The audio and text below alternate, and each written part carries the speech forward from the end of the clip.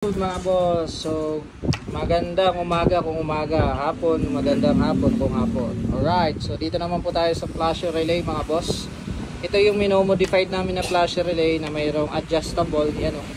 So na-adjust dito yung slot ng signal light. Ito naman yung stock na flasher relay ng NMAX Aerox B2. Aerox B2 or NMAX B2, parehas lang naman yan. So pag nag-LED kasi kayo mga boss ng signal light, nagloloko, alright? O di kaya mabilis masyado. Yan o.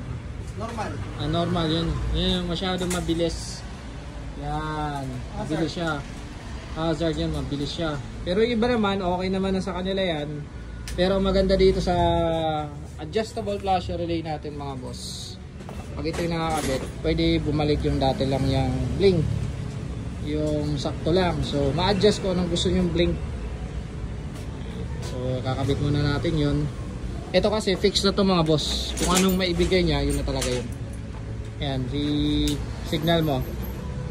Yan o, makikita nyo medyo mabagal. Ayan, pabilisin mo po. Ayan, pwede rin naman yung mabilis. Yan o, tulad yan.